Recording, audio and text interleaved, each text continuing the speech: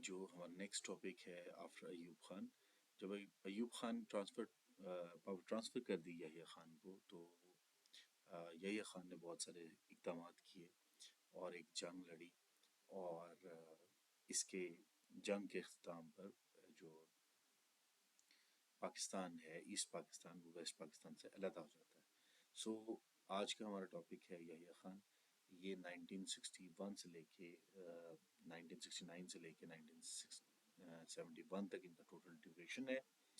اور یہ ہمارے پاس نیکسٹ پکچر میں آپ دیکھ بھی سکتے ہیں، یحییٰ خان صاحب ہیں جن کو پاور ٹرانسفر کی، اور ان کی وجہ سے ہمارا جو ایک کنٹری ہے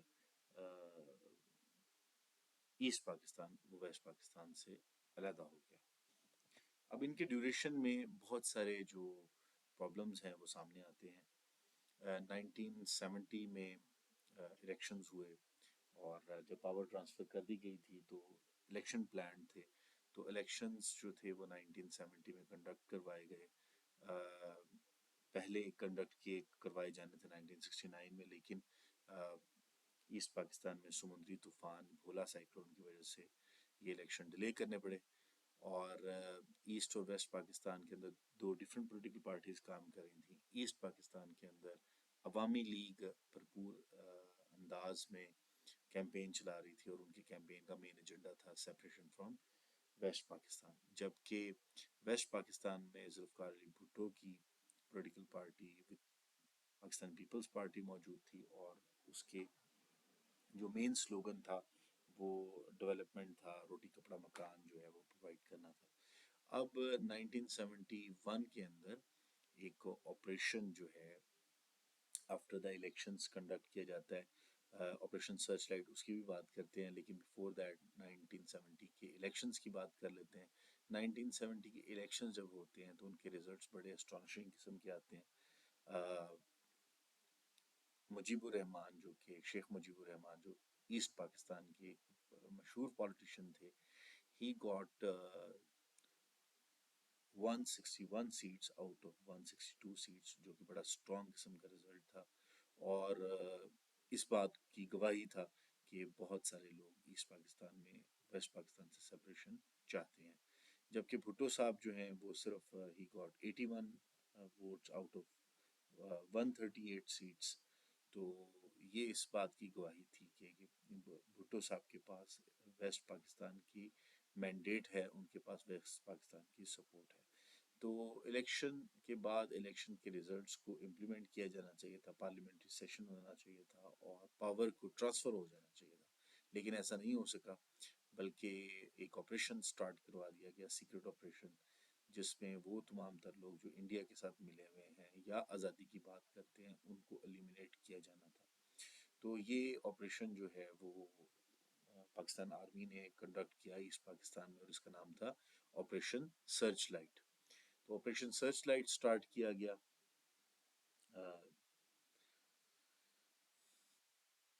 ایسٹ پاکستان میں، جس کے اندر پھر ہزاروں جو ہیں اور بلکہ لاکھوں بنگالی جو ہیں جو کہ انوالوڈ تھے in the separation of East Pakistan from waste Pakistan, ان کو مارا گیا. تو اس سے جو مخالفت تھی ایسٹ پاکستان میں ویسٹ پاکستان کی، وہ مزید زیادہ بڑھ گئی. اب اس تمام تر صورتحال کو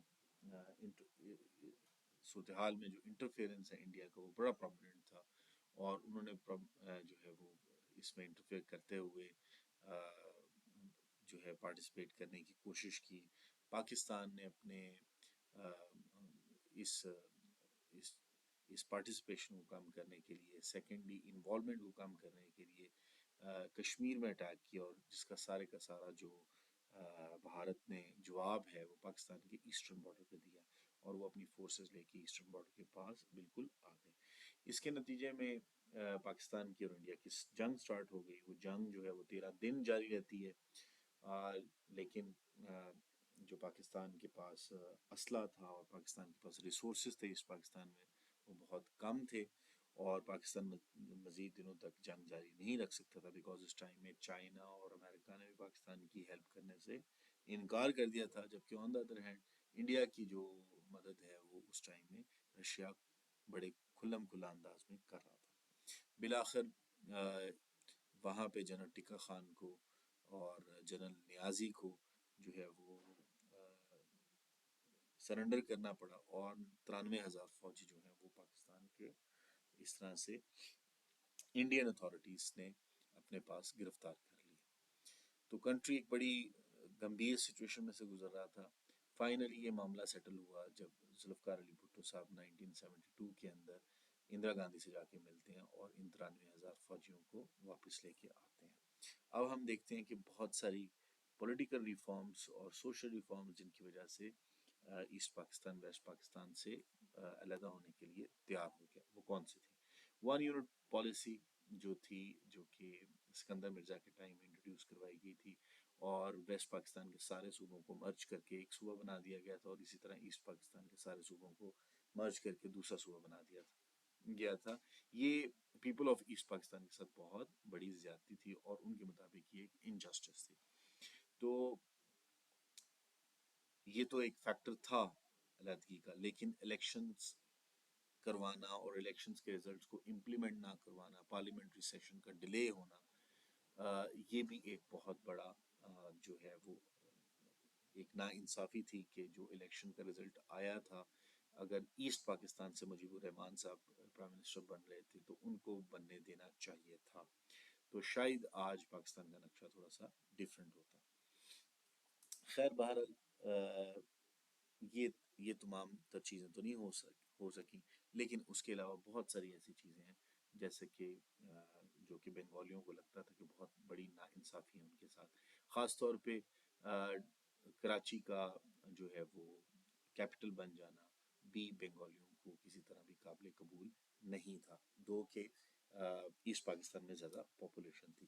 دوسری بات یہ کہ اردو کو نیشنل لینگویج ڈکلیئر کرنا، جبکہ زیادہ تر اس وقت جو زبان بولنے والے تھے وہ لوگ بنگالی لینگویج بولنے والے تھے، اور بنگلہ دیش میں جو آج پریزنٹ بنگلہ دیش ہے اس وقت میں ایسٹ پاکستان تھا، وہاں پر پاپولیشن زیادہ تھی اور ان کی زبان بنگالی تھی، جو کہ نیشنل لینگویج نہیں تو ایٹ لیسٹ اس وقت ریجنل لینگویج ضرور بننی چاہیے تھی، لیکن ہم نے ان کی اس لینگویج کو قبول نہیں کیا اور اس کو ریجنل لینگویج بھی بننے نہیں دیا گیا۔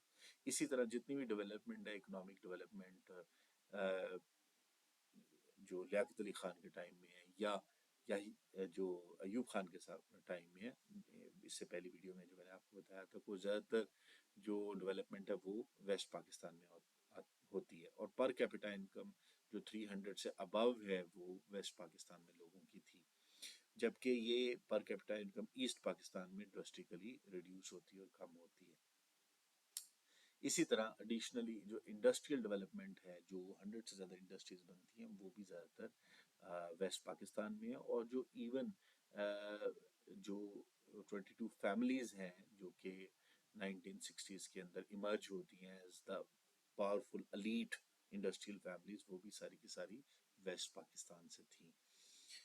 اچھا، بسائڈس دیٹ ہم نے یہ بھی دیکھا کہ جو پولیٹیکل ریپرزنٹیشن ہے پارلیمنٹ میں، اسی طرح بڑی پوزیشنز پہ، وہ زیادہ تر ویسٹ پاکستان کے پولیٹیشنز تھے، وہ ایسٹ پاکستان کے پولیٹیشنز ان کی نسبت بہت کم تھے۔